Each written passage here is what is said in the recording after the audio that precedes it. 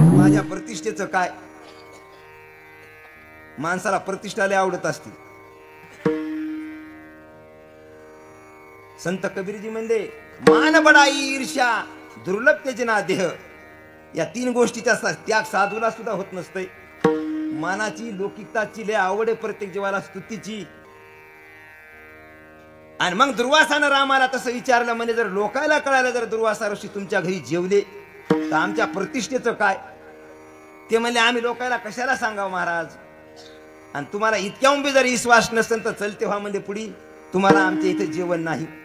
दुर्वासा इथून तितके पुढे गेले, पुन्हा वापस आले. म्हणजे इतक्या लोकांना कोण जेव घालील? म्हणले बरं जेवतो पण कोणाला म्हणू नका. ते म्हणजे आम्ही कशाला म्हणा. निघाले पुढे. नारदाची भेट झाली. नारद म्हणजे दुर्वास मुनीला दोघायचा बी नमस्कार झाला. म्हणजे कुठे चालले तुम्ही? म्हणजे शरीव नदीवर स्नानाला चाललो. आणि म्हणजे तुम्हाला माहित नाही का रामाची बायको म्हणजे रावणानं नेलती, आणि तुम्ही त्या बाईच्या हातचं खाणार का? याच्यापेक्षा माती खावा. नारद म्हणाले. दुर्वासा म्हणजे खरंच आहे माती खावा, पण वेळ आहे आमच्यावर. गेले स्नानाला ते शिष्य मंडळ दुर्वासा ऋषी. नारद पुन्हा महालात आले. सीता माता स्वयंपाकाला लागल्या. म्हणजे माते कशाचा स्वयंपाक चाललाय? म्हणल्या दुर्वास महामुनी 60,000 शिष्य आलेत, पण मी तर वेगळंच ऐकिलं. त्या म्हणल्या नारदा तो काय ऐकिलं? ते दुर्वासा ऋषी म्हणजे रामाची भार्या सीता रावणानं नेली, आणि तिच्या हातचं अन्न खाल्ल्यापेक्षा माती खावा. सीता म्हणजे ते असं म्हणलं का म्हातार? बर, कुत्र्याला भाकर टाकीन म्हणजे, पण अशा महाराजाला खाऊ घालणार नाही नारदा. एक काम कर म्हणली, ते पाण्याचा घडा इकडे घे म्हणजे. तांब्या घेतला, पाण्याचा तांब्या इकडं, हातात पाणी घेतलं. हे जगत जनित्या अखिल कोट ब्रह्मांडाच्या मालकाचं आव्हान केलं, मी जर सत्यपतिव्रता असन आणि हे जर दुर्वासा माझ्यावर जर आळ घेत असन, 60,000 शिष्य दुर्वासा शरीव नदीवर स्नानाला गेलेत, पाण्यात आहेत तोपर्यंत गडी राहिले पाहिजे, आणि पाण्यातून वरी निघणं बाया होणं संगत, असं म्हणणं पाणी सोडलं खाली. सगळे 60,000 शिष्य दुर्वासा ऋषी सगळ्या बायात झाल्या. एकूण एकाला आय्यान बैयात लागले म्हणायला. असं लागले एकूण एकाकडे पाहायला. इतकाल्या येण्या पाहायचंच काम नाही, कोणत्या 6 वार कोणत्या 9 वार. एकूण एकाकडे पाहिलेत म्हणजे हे काम कसं काय असं बिघडलं. नारदानं सांगितलं सीता मातेला घरात हळदी कुंकू किती आहे? म्हणजे सवासणीचा झुंडा यायलाय, आणि आता म्हणजे या सवासणीची पूजा करावी लागती. तयार राहा. दाश्या घेऊन माता सीता उभ्या. दुर्वासा सगळ्या टप्पूबाई दिसायलेत. त्याच्या मागे 60,000 शिष्य झाले, त्या बी महिलाच. सगळा लगेच झुंगात आला. अयोध्येमध्ये आगमन झालं. नारद म्हणाले चला बसा, धरा म्हणजे पंक्ती. बसल्या पंक्ती जेवायला, पण नारदानं सांगितलं मालकाचं नाव घेतल्याशिवाय घास घेता येत नसते. आधी मालकाची नावं घ्या आपापल्या. चला घ्या. लागल्या माना खाली घालायला सगळ्या बाया. कशाचे मालक आले? कशाचा परिणाम महाराज? दुर्बुद्धीनं संचार केला दुर्वासा सारख्या महामुनीला, आणि ते तुकोबरायानं अवलोकन केलं. दुर्बुद्धी ते मोना, दुर्बुद्धी ते मोना, दुर्बुद्धी ते मोना, दुर्बुद्धी ते मोना, दुर्बुद्धी ते मोना, दुर्बुद्धी ते मोना, दुर्बुद्धी ते मोना,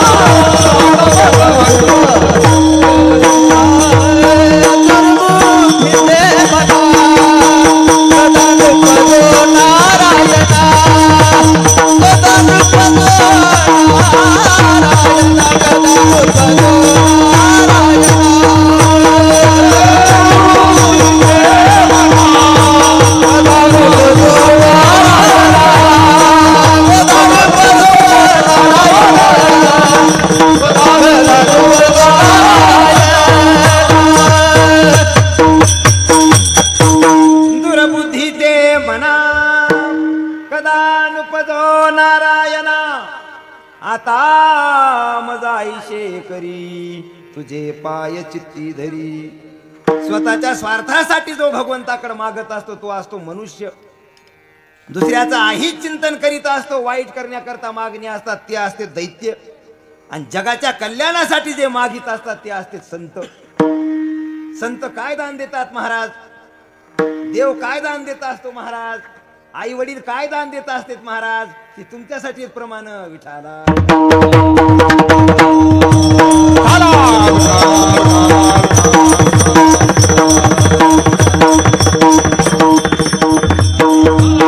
जेणे हा जीव दिला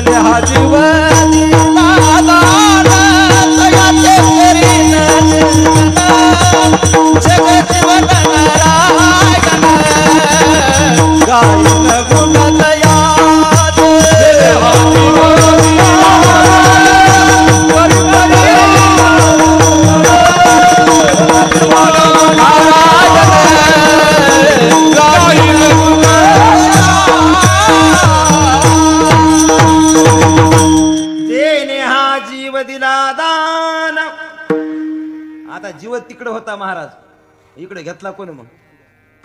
होय, जीव तिकडे होता त्यानं दान दिला आपल्याला, पण इकडे घेणार कोण होतं? कीर्तन लय अवघड असते. जीव देणारा भगवंत तिकून देवानं जीव दान केला, पण महाराज इकडे घेणारा कोण आहे? सगळ्यात अवघड कीर्तन, पण सगळ्यात लोकांनी सोपं केले. आता त्याचा करा विचार. तुम्हाला जसा चटका लावून जातो, चटका लावून जातो ना, आता कोणी जीव घेतला तुम्ही करा त्याचा अभ्यास. संत काय दान देतात महाराज? केले उपकार सांगू मी काय, केले उपकार सांगू मी काय, आपण बरे आयसे आपण करी आयसी माया, दानले दिले माया,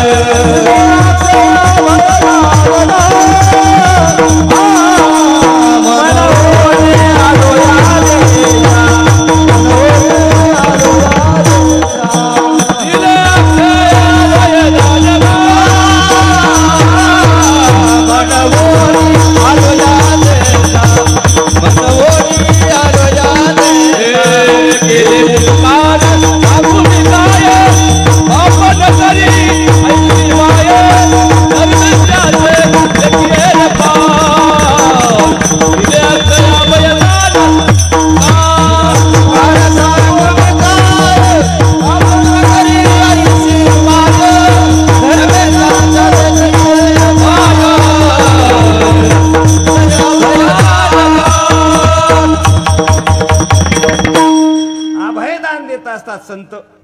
जन्म मरण आपलं हिशोबच, मग पुन्हा जन्मायचं नाही मरायचं नाही. अभय दान देत असतात साधू. आई वडील काय दान देत असतात महाराज?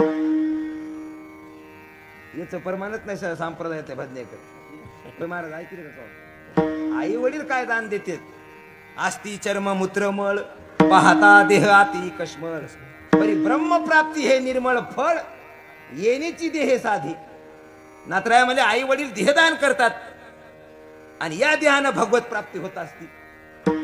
देहाईशे ओखटे पाहता न भेटे कोठे, देहाईशे गोमटे पाहता न भेटे त्रैलोकी.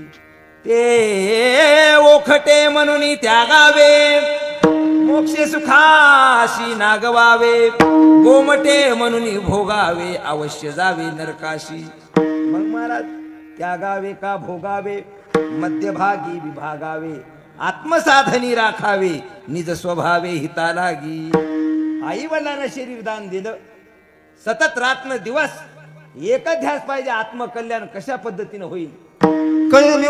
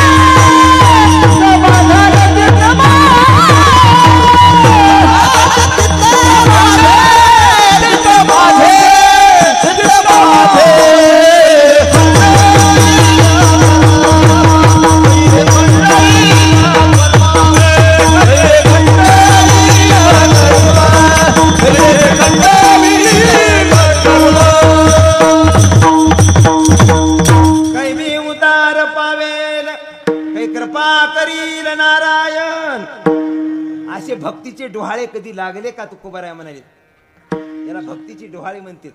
असे डोहाळे कधी लागले का की माझं कल्याण कधी होईल, मला साधू कधी भेटतील, माझे मूढत्व कै जाईल समस्त, केव्हा भेटती साधू संत, की सहज होईल ज्ञान प्राप्त. तळमळ मनात वाटत असे अंगी वैराग्य आसमास, जो सर्व पदार्थावरी उदास, शरण रिगे सद्गुरुस शुभेच्छा यास म्हणावे. ज्ञानाच्या 7 भूमिका आहेत. पहिली भूमिका, आतून बाहेरून वैराग्य कधी कोणाला झालं का? आणि ज्या दिवशी आतून बाहेरून वैराग्य झालं तो दिवस भाग्याचा. विठाला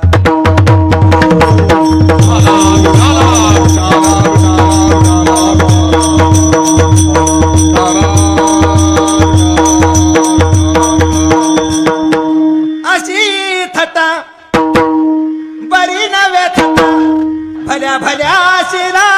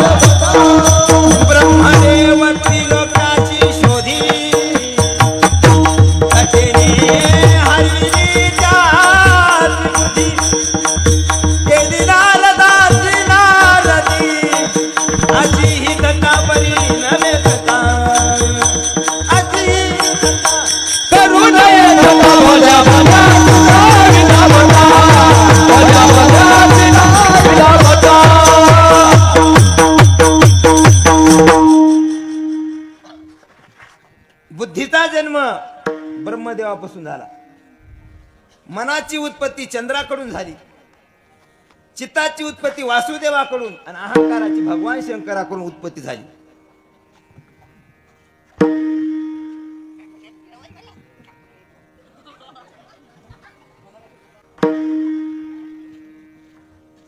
मन अधिष्ठाता ब्रह्मयाशी, मन ब्रह्मयाची बुद्धी भ्रशी. ब्रह्मदेवासारखाच्या बुद्धीचा तोल सुटला. महाराजानं बुद्धीला जगताला उत्पत्तीला आणलं. म्हणून परमार्थ करताना दुर्बुद्धीला आधी, सद्बुद्धी अंगी बांधण्याकरता जगद्गुरु तुकोबाऱ्या दुर्बुद्धीचा त्याग सांगायचे. परमार्थ करताना जर दुर्बुद्धीचा संचार झाला, एक मनुष्य नरदेह संपले की 84 लाख येवण्या भोगाव्या लागतात मनुष्याला. इथं जर पेरणी योग्य जर नाही झाली तर कोटी जन्म दुःख भोगावं लागते. ज्ञानोबारायाचं वर्णन आले ज्ञानेश्वरी. म्हणून विधीची वाफ चुकवी, योग्य पेरणी जर इथं नाही झाली, अन्यायाचे बीज वाफवी, कुकर्माचा करवी लाभू जरी, तयासे असंभावे पाप पिके, जन्म कोटी ना तरी भोगी जीव. कोटी जन्माची तर तयारी होत असते जर आपलं कर्म बदललं तर. इथं जर आपलं जर कर्म जर वाईट झालं तर कोटी जन्म आपल्याला भोगावं लागतात. तिथं कोणी साई होत नाही. पुत्र न बंधू न राजा. तिथं एकटाच जीव फक्त यातना भोगीत असतो. जगाच्या तळमळीसाठी आज महाराज उपदेश करायलेत, मागणी करायलेत देवाला.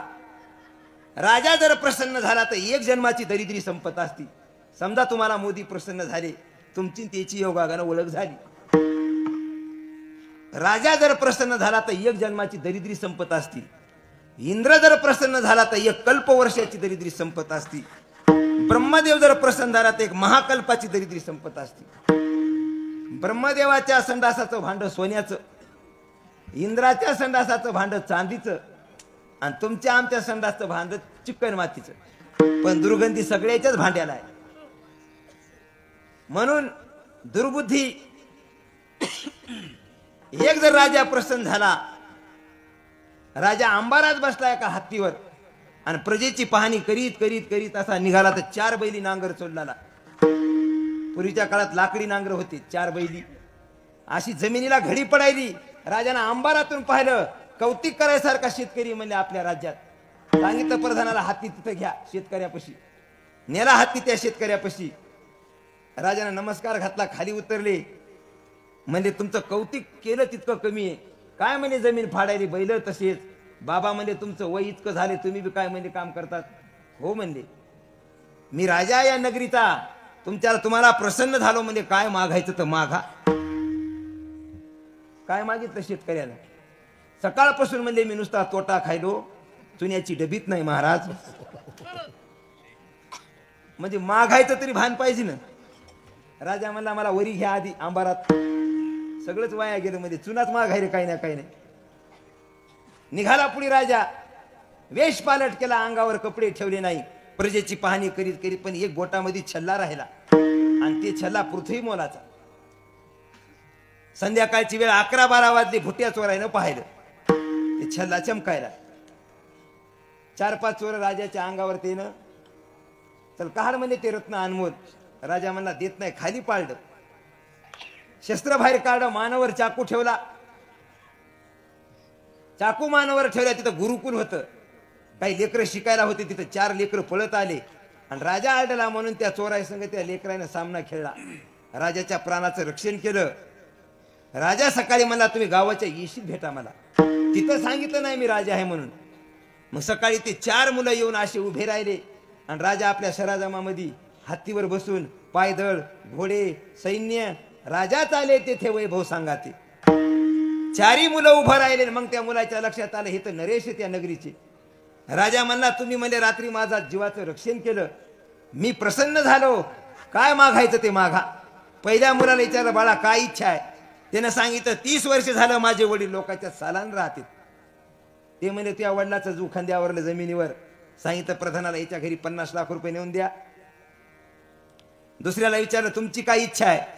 ते म्हणजे बोरवण मध्ये कोणता धंदा लय जोरात चलन? मला वाटले परभणच्या मोठ्या दुकान टाकून द्यावा मोठं. राजा म्हणला, काही घोर नाही, राजामध्ये 60 लाख मोठ्यामध्ये दुकान. तिसऱ्याला विचारलं, तुमचं काय? ते मला सोयरीकच येईन.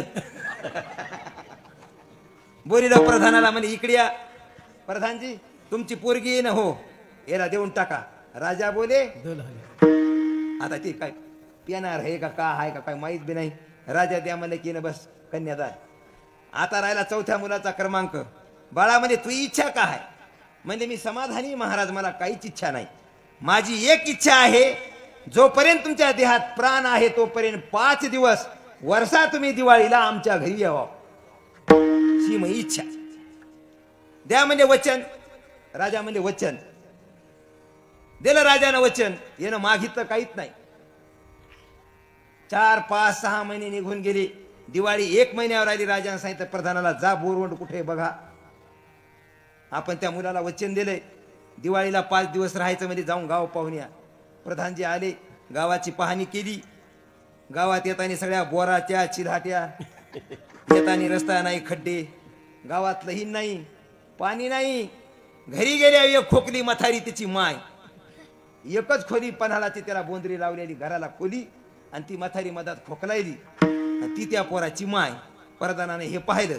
प्रधान मला, राजाच्या पहिल्या पाण्याला हिशोब होती. इथं आल्या सगळी पाहणी केली गावाची, म्हणजे इथं लईन नाही, पाणी नाही, रोड नाही. वापस गेला. राजाने विचारलं कस काय? म्हणजे महाराज त्या गावात कोणतीच व्यवस्था नाही, पाणी नाही, रोड नाही, लईन नाही. ते म्हणजे काय असं आहे का? चला रोडचं काम सुरू. राजाने ऑर्डर दिला, रोडचं काम सुरू. 4 मजली घर, फिल्टर लागलं, ईर खंदी, लाईन आली. पोरानं काय मागितलं का? न मागता सगळंच घरी. याला म्हणतात हुशार. त्यानं मागितलं काहीच नाही, पण सगळंच आलं. मग राजा दिवाळीचा तिथं आला आणि त्या पोराच्या माईच्या हातावरल्या भाकरी याला पसत्यात होय. यानं हलकं फुलकं खाल्लेलं. त्या म्हातारीच्या हातावरली भाकर कशाची पसती. 2 दिवस राहिले. ते 3ऱ्या दिवशी प्रधानाला मला घरी जा, राणीला ना आमच्या मुलीला घेऊन या, म्हणजे या मुलाचा ना आमच्या मुलीचा विवाह करून टाकायचा. आणली मुलगी, केलं त्याला घर जावायचं. एक राजा प्रसन्न झाला तर त्या जीवाचा तो सासरा झाला. अशी भक्ती करायची की देव ऋणी झाला पाहिजे, देवाची मान वाकली पाहिजे. काहीतरी मागा. दुर्बुद्धी ते मना,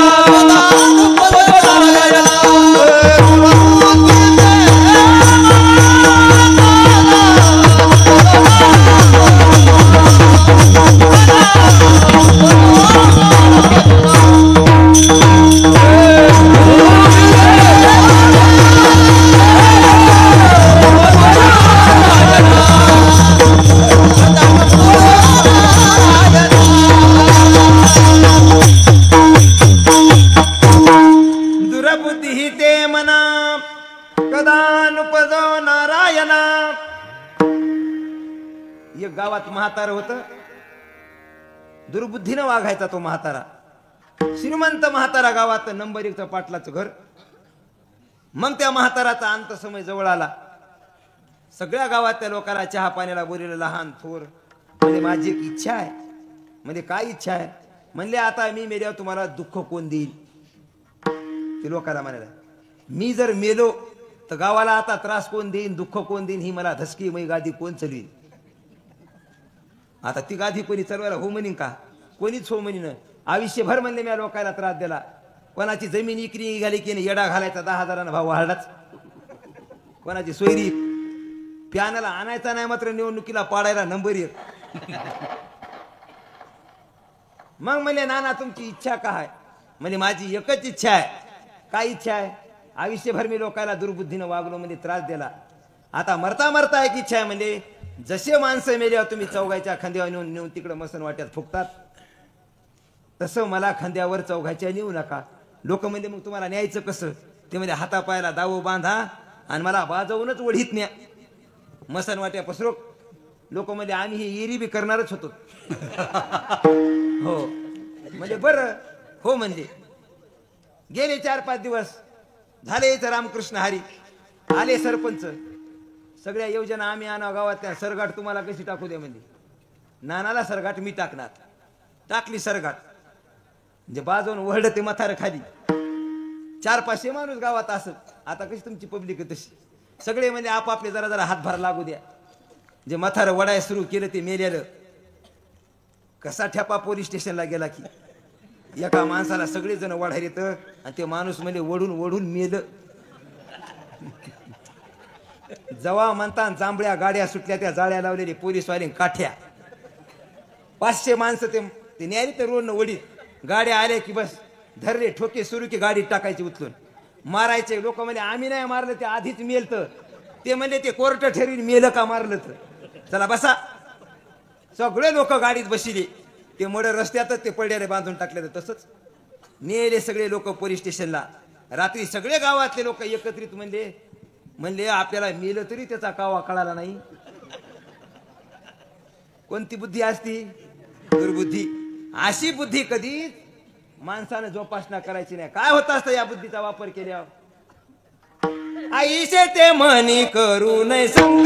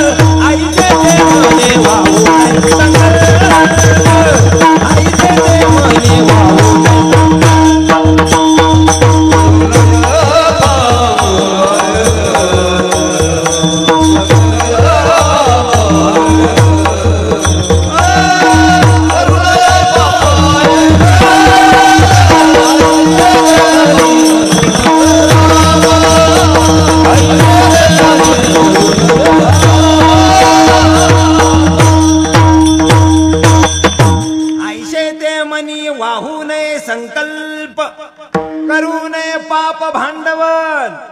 भांडवल करायचं तर पुण्याचं करायचं, पापाचं करायचं नाही.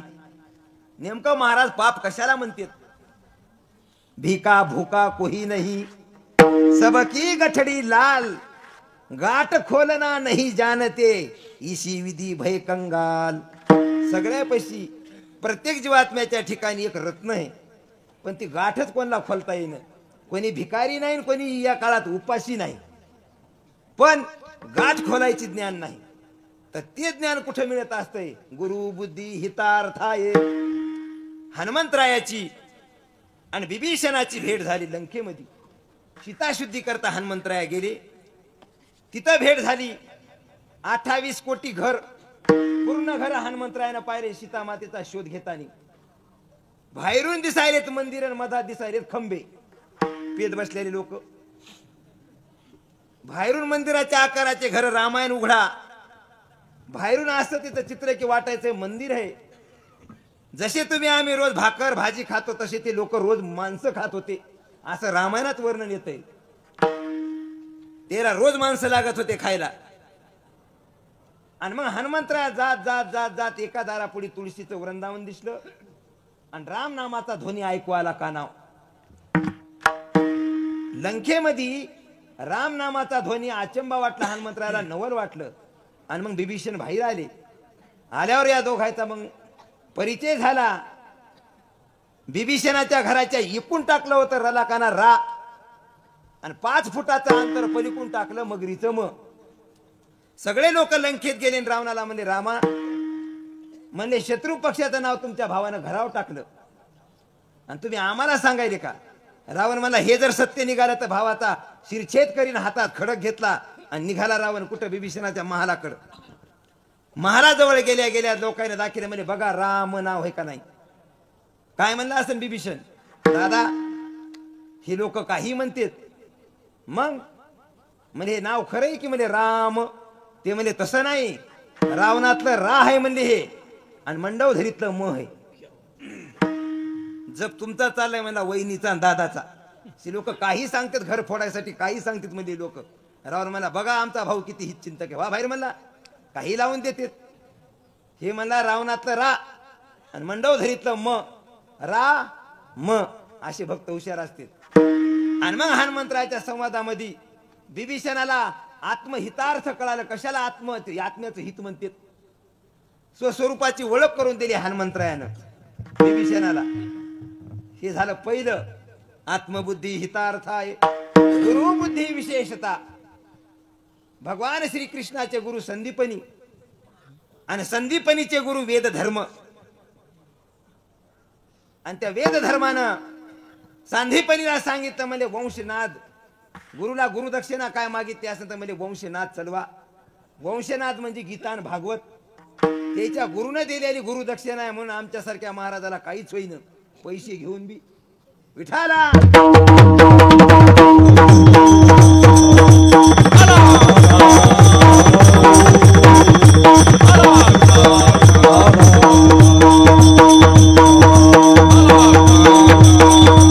परबुद्धी विनाशाय.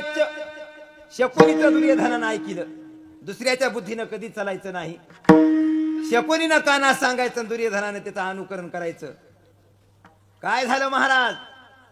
सगळ्या नाऱ्या विधवा झाल्या. दुसऱ्याच्या बुद्धीनं कधी चालायचं नाही. एक बाई होती भांडकुदळ. बायाचे 2 गट आहेत, एक जहाल गट आणि एक मवाळ गट. कोण्या गावात बी 2 गट आहेत बायाचे. त्या बाईला जर कोणी नाही भांडलं तर तिनं काही करायचं, पण भांडण उभं करायचं म्हणजे करायचं. सगळे शेजारी पाजारी पळून गेले. काही जण परभणला जाऊन राहिले. त्या बाईने मग हातात झाडणी घ्यायची आणि एक मार्टी कशी वडाचं झाड होतं, तिला माणसंच राहिलं नाही भांडायला. तिने वडाच्या झाडाला जाऊन झाडणीनं ठोकायचं. त्याच्यात होतं ब्रह्मराक्षस बसलेलं. ब्रह्मराक्षस बी चिरकत दुपारच्या पाऱ्यात पळून गेलं. कुभांड्याशी तंडू नये, खळा सवे भांडू नये, अनाचारी मन बाटू नये कोणी एक नाना, तस्कराशी पुसू नये, संपत्ती आली या माजू नये, अभिमाने फुलूने कोणी नाना. नाथरायाने नीती सांगितली. परबुद्धीनं काय होत असते, परबुद्धीनं कौरव पक्षातलं कोणीच जिवंत राहिलं नाही. गदा घाई मांडी फोडिली असं. आता राहिली स्त्री बुद्धी. शूर्पणखानं रावणाच्या कानात सांगितलं, दादा स्त्रीच्या बुद्धीनं कधी चालायचं नाही. शास्त्र सांगते स्त्रीला व्यवहार सांगायचा नाही. आहा, स्त्रीला कधी व्यवहार सांगायचा नाही. स्त्रीला जर व्यवहार सांगितलं, तुम्ही जर म्हणले घरात आपले 40,000 ठेवले, 2-4 दिवसाला तुमच्या घरात चोरी झाली म्हणून समजा, त्या कोणाला सांगतात मन नको म्हणतात. फक्त एवढाच मंत्र आहे त्याच्याकडे, मन नको कोणाला तुला म्हणून म्हणायले. म्हणून स्त्रीच्या बुद्धीनं चालायचं नाही.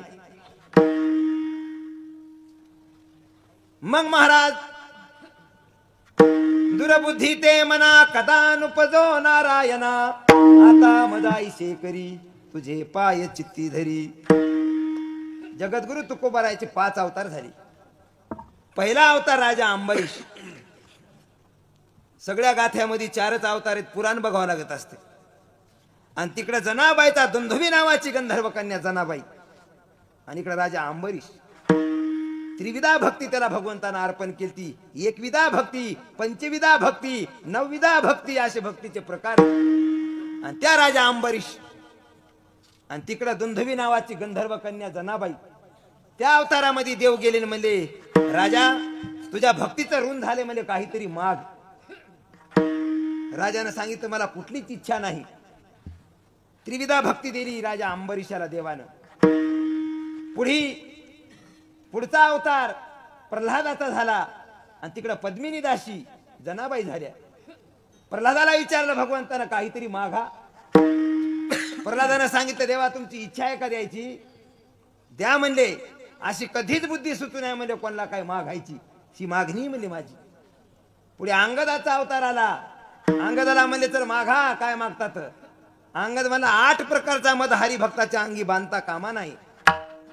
राज्य, रूप, तप, येवन, सत्ता, 8 प्रकारचा मध हे हरिभक्ताच्या अंगी येता कामा नाही. अंगदाची मागणी. पुढे उद्धवानं मागितलं तुलसी साती विपत्ती के विद्या विवे विने साहस सुकृत सत्यव्रत राम भरोशी. उद्धवाची मागणी. त्याच्या पुढे नामदेवरायाचा अवतार आला. देवानं रावळात न म्हणता नामदेवरायाला वाळवंटात पकडलं. नामदेवा काहीतरी मागा म्हणजे तुमच्या भक्तीचं ऋण झाले. नामदेवराय म्हणजे देवा मला काहीच नाही पाहिजे, तुम्हाला घ्यावाच लागेल म्हणले. नामदेवराय म्हणले देवा 10 लोकायला या मृत्यू लोकात कमी किंमत असते. अरण्यात जाऊन राहणं वाईट, एकट्यानं अरण्यात राहू नाही वाईट. बहिणीच्या घरी भावानं राहणं वाईट, भावानं बहिणीच्या घरी किती दिवस बी राहू नाही. मूर्खात बसून बोलणं वाईट, मसन वाट्यात हसणं वाईट, मसन वाट्यात हसायचं ना. दारू पिणं वाईट. या गावात जर कोणी दारू पित असन तर डोक्यापासून पायाच्या अंगठ्यापर्यंत लाल दोरा घ्यायचा. नाही तर एखादा जहाल पिणार असलं तर आताच आणा इथं, म्हणजे आपला त्याचा सामनाच. डोक्यापासून पायाच्या अंगठ्यापर्यंत लाल दोरा मोजायचा. शनिवारी कुंखाने त्या माणसाचं नाव लिहायचं आणि 7 शनिवार ते वडाच्या पानाला दोरा गुंडाळायचा आणि वाहत्या पाण्यामध्ये सोडायचा. 8व्या शनिवारी जर त्यानं दारू पेली, पुढच्या वर्षी या महाराजाला बोरवणला बोलवायचं नाही. आपला वचननामा. त्यानं जर दारू पेली तर आपली तारीख घ्यायची नाही. त्याची जर दारू सुटली, कीर्तन हे तळमळीचा असाव, जगत कल्याणाचा असाव, विषय पुराणातला असाव, गाथ्याचा असाव, काही सांगायलेत. म्हणून महाराज पापड तळल्यासारखे तळवून मग गावात आणाव. कोणते महाराज आणू नका. त्याची भ्रांती गेली नाही, त्याच्या त्यानं आपलं कल्याण होणार नाही. विठाला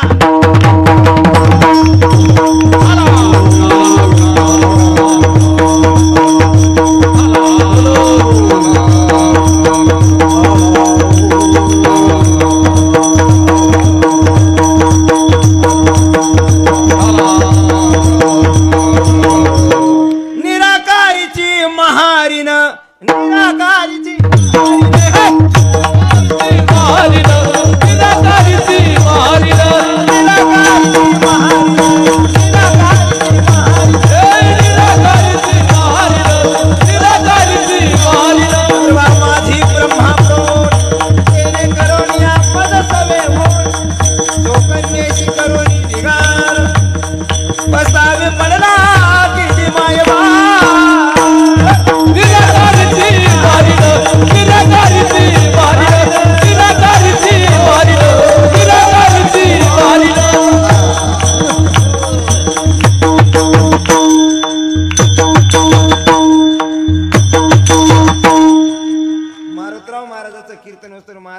तरी एक घ्यायची.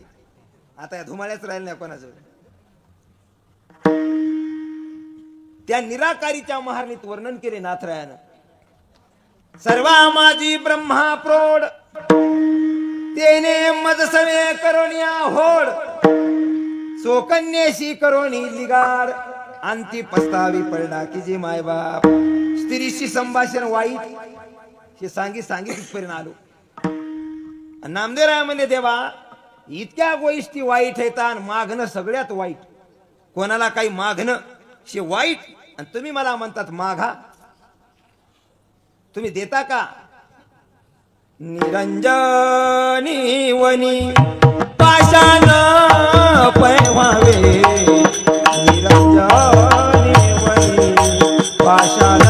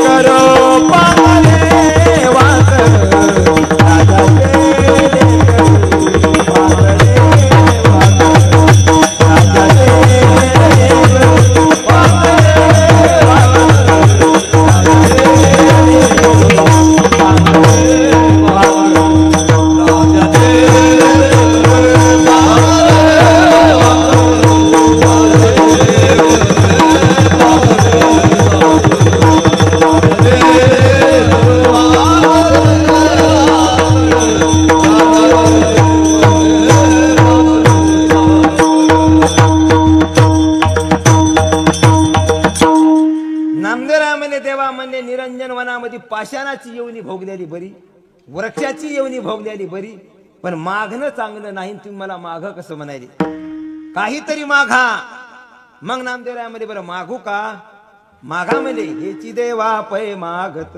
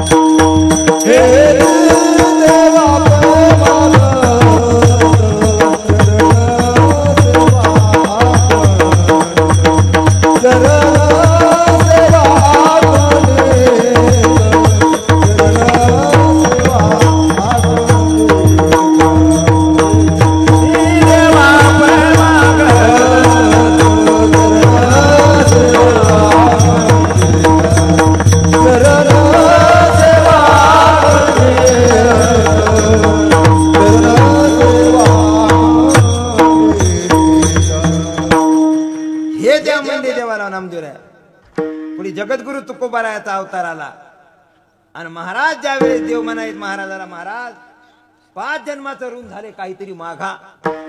महाराज मध्ये मागतो अभंगाचं दुसरं चरण.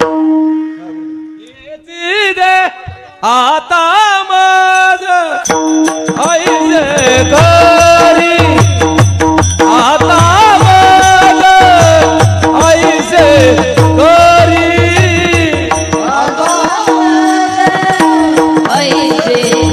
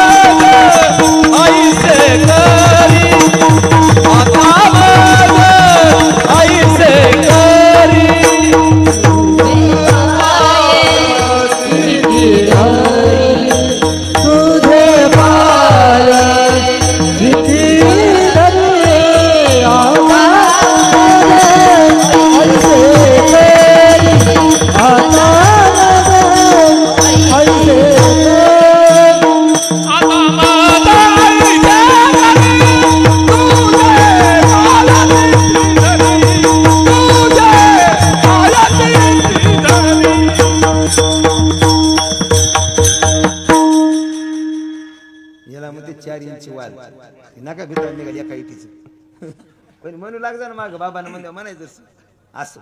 आता मज ऐशे करी तुझे पाय चित्ती धरी.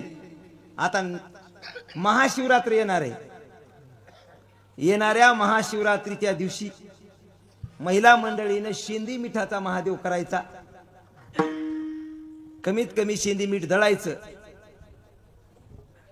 250 ग्राम हो 500 ग्राम हो जसं जसं इच्छा असेल तसं. आणि ते शेंदी मिठाचा महादेव करायचा. आणि रात्री 12 वाजता मग त्या महादेवाचं पूजन करायचं. शेंदी मिठाच्या बरं का, नाही तर दांडी मिठाचा आणतान हाय ते जाईन घराच्या बाहेर निघून. हो ना, शेंदी मिठाच्या महादेवाचं पूजन वर्षाला एकदाच असतं. आता पुन्हा योग येणार नाही म्हणून सांगायला महाशिवरात्र जवळ आली. त्याचे पूजन करायचं. ओम नमो भगवते रुद्राय नमः हे मंत्र म्हणायचा. 108 बेलवार शिवार्पण करायचे. बेलपात्र बेलाचे पान 108 भगवान शंकराला अर्पण करायचं. आरोग्याची प्राप्ती, धनाची प्राप्ती, अरिष्ट निवारण, प्रत्येक गोष्टीचं सुख मिळणार. एक वस्तू कोणती मागायची भेटलीच पाहिजे. पण महादेव शेंदी मिठाचा पाहिजे. ज्याचे लग्न होईन त्यासाठी तर अतिउत्तम. हो जे हे ते सांगाल महाराज. तर महिलेनं करायचं शेंदी मिठाच्या महादेवाचं पूजन. हे महिलेनं करायचं. आणि या जगात पहिली मागणी भगवान शंकराने केली. रामराज्याभिषेक झाला ना भगवान शंकर अयोध्येत आली. सांगा मागणी कुठून झाली. 85,27,000 12 वर्ष हनुमंतरायाला जन्म घेऊन झाली. 85,27,000 12 वर्ष या चैत्र महिन्यात हनुमंतरायाला इतके वर्ष झालेत. त्याच्या आधीची मागणी लक्षात ठेवा. आणि भगवान शंकराने प्रभू रामचंद्राला मागणी केली. एका जनार्दनी वैष्णव शिरोमणी महादेव.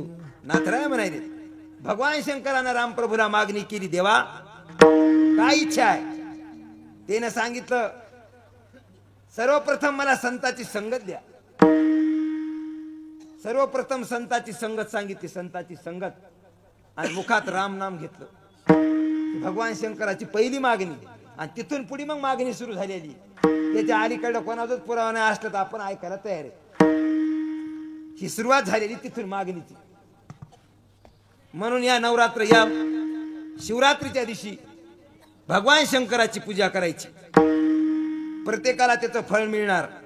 घराच्या दोन्ही बाजूला हळदीनं स्वस्तिक काढायची. नुसत्या हळदीची. अखंड लक्ष्मीचा वास होत असतो. कुठला रोग असो राही असो. मी निघून गेल्या महाराजाला तंग करायचं त्याच्यामुळे काही सांगता येईल. हो ना.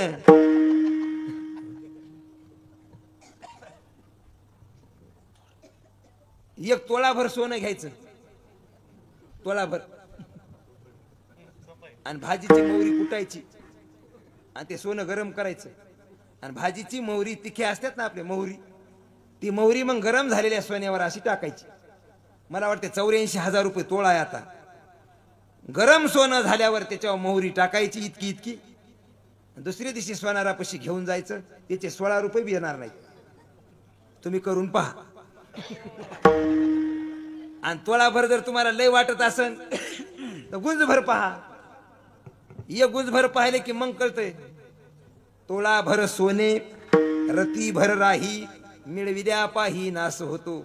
नाश होत असतो. करून पहा कोणी बी. ज्याचा विश्वास आहे त्याची मागणी पूर्ण होत असते. मग संताची मागणी, मनुष्याची मागणी, देवाची मागणी. देवाची मागणी. प्रभू रामचंद्र शिकारीला गेले.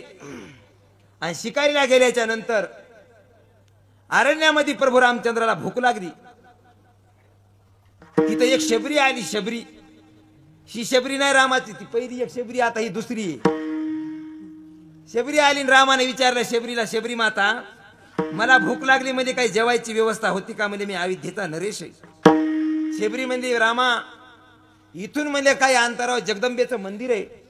आणि त्या मंदिरामध्ये आज बाया म्हणजे देवीला निवेद्य घेऊन येणार आहेत. आणि ते जर तुम्ही तिथं आले तर तुमच्या जेवायची व्यवस्था होती. राम म्हणले मी थकलो. जा म्हणले.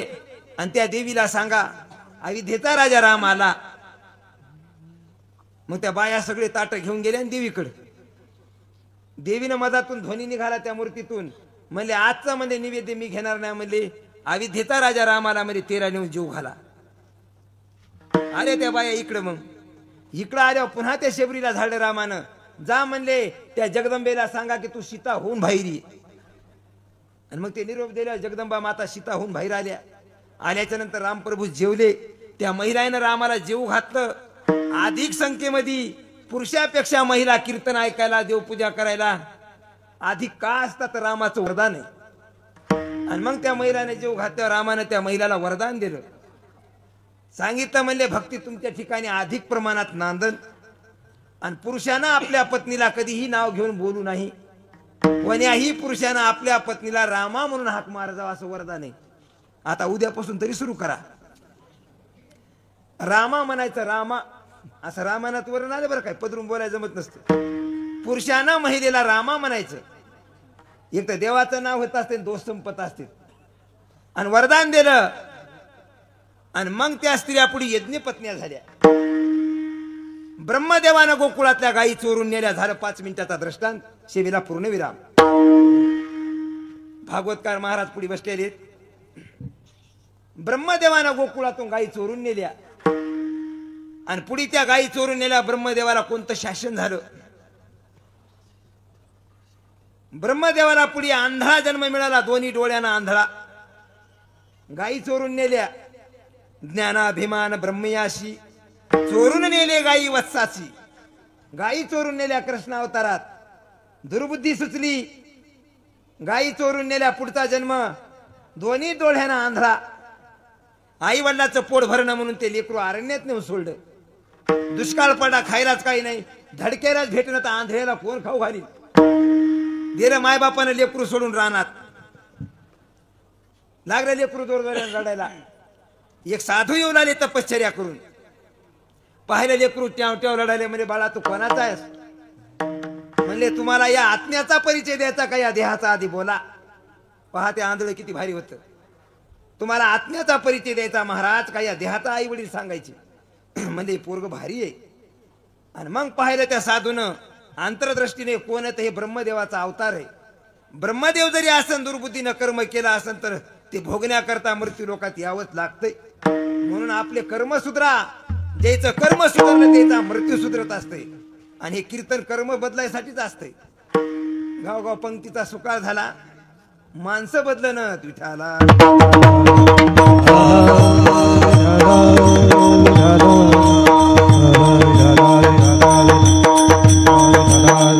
आणि मग त्या पोराला साधून आश्रमात नेलं. साधू देवपूजाला बसले. स्पर्श केला. स्पर्श कृपा झाली की दोन्ही डोळे आले त्या लेकराला. आणि मग गुरु देवपूजाला बसल्यावर ते लेकरू पंख्यानं वार घालायले. आणि दुसरा शिष्य नाव तिची पाण्यात बुडाली म्हणून गुरुला हाक मारायले. तर येणं त्याचे फिरू लागलं ना. ते त्याला काय म्हणतात पंखा. त्या पंख्याच्या वाऱ्याने ते माणूस बाहेर काढलं. आणि गुरुला काय म्हणाली ते महाराज तुमचा शिष्य बाहेर निघाला. देवपूजा मन लावून करा. गुरुनं डोळे उघडले. म्हणजे तुला कसं काय कळालं. म्हणजे तुमच्या इथून मला बी कळायले आता काय व्हायले. याच कारण काय. आता मज ऐशे करी तुझे पाय चित्ती धरी. भगवंताचे पाय चरणात धरले. जेन जेन भगवंताचे पाय चरणात धरले. राधेने भगवंताचे पाय चरणात धरले. आणि रुक्मिणीनं गरम दूध केलं. आणि राधा आली म्हणून दूध प्यायला दिलं. राधेनं ते दूध पिलं. आणि संध्याकाळी पाहिलं कृष्ण परमात्म्याच्या पायाचे फोपले निघाले. सगळ्या राण्या पटराण्या पाहिल्या तर अष्टपटराण्यामध्ये देवाचे पाय आता चांगले होते. पुढं कसे आलेत. मग कृष्णाने विचारलं रुक्मिणीला राधेला गरम दूध कोण पाजलं. म्हणजे मीच. आणि म्हणले मग राधेच्या हृदयात मही पाय असते. तुम्ही पाजलं गरम दूध पाय जळाली मही. आता मज ऐसे करी तुझे पाय चित्ती धरी. उपजला भाव तुझे कृपे सिद्धी जाव. आता मज ऐसे करी तुझे पाय चित्ती धरी.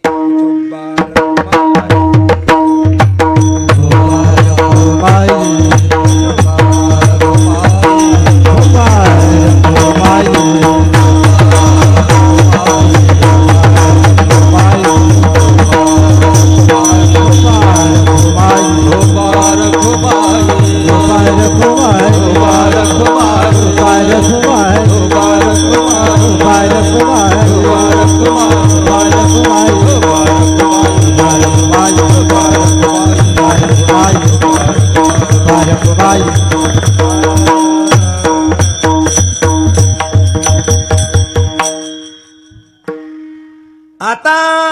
कायशे करी तुझे पाय चित्ती धरी उपजला भाव तुझे कृपे सिद्धी जाओ. महाराज, बुद्धी जोपर्यंत साह्य होत नसती तोपर्यंत भगवत प्राप्ती होत नसती. बुद्धी जर साह्य झाली, बुद्धी जर आपल्याला साह्य झाली तरच ईश्वर प्राप्ती होत असती. आणि हे जगाचं सगळं हित तुकोबरायच्या लक्षात आलं. कळवळ आला जगाचा आणि महाराजांना पुन्हा देवाकडे मागणी केली. पहिल्या चरणामध्ये महाराजांना मनाची मागणी आणि दुसऱ्या चरणात चित्तात मागणी केली देवाची. आणि ही मागणी केली जगत कल्याणासाठी. महाराजाचा एकच हेतू, मृत्यूलोकाच्या जीवाला सात्विक बुद्धी अर्पण कराव. सात्विक बुद्धी कशाने मिळत असते महाराज? ज्येष्ठ लोकांच्या सेवेनं, साधू संतांच्या सेवेनं, नित्य नेमानं सात्विक बुद्धी प्रदान करीत असते देव. माझे कृपेवी न काही कधा अनुताप नुपजे देही, शुद्ध अनुताप ज्याचे ठाई तिथं माझी कृपा परिपूर्ण असे. जिथं वैराग्ययुक्त सात्विक बुद्धी येत असती तिथे देव म्हणले माझी कृपा होत असती. आणि देवाची कृपा झाली की अभंगाच्या चौथ्या चरणात तुका म्हणे आता, तुका म्हणे आता, तुका म्हणे आता, तुका म्हणे आता, तुका म्हणे आता,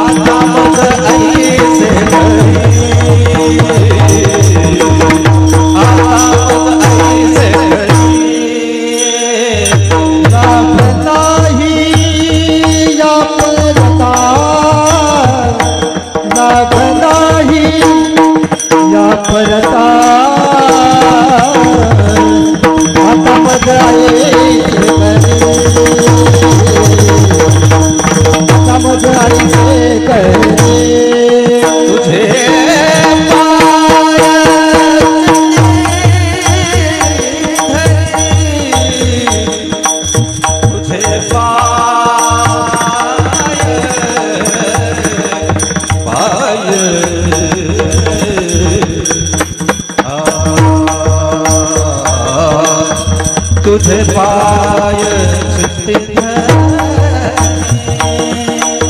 तुझे पाय तुझे पाय तुझे पाय तुझे पाय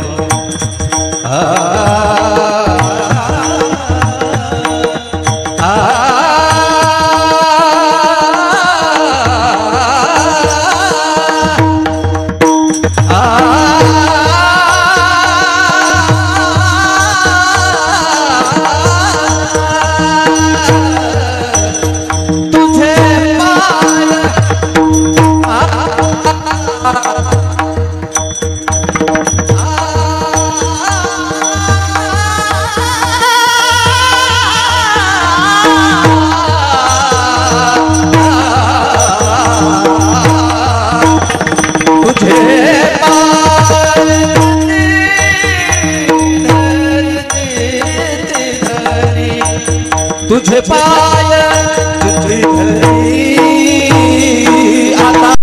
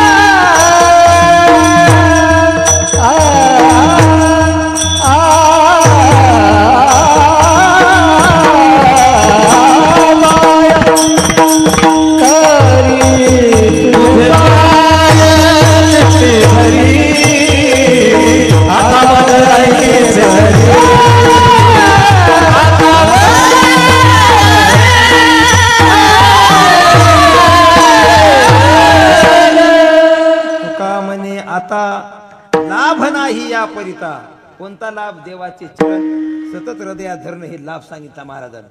तुका म्हणे आता लाभ नाही या परता आता मदाईशे करी तुझे पाय चित्ती धरी. असो झालेली सेवा भगवान हनुमंतरायाच्या चरणी अर्पण करून सेवेला पूर्णविराम. ज्ञानेश्वर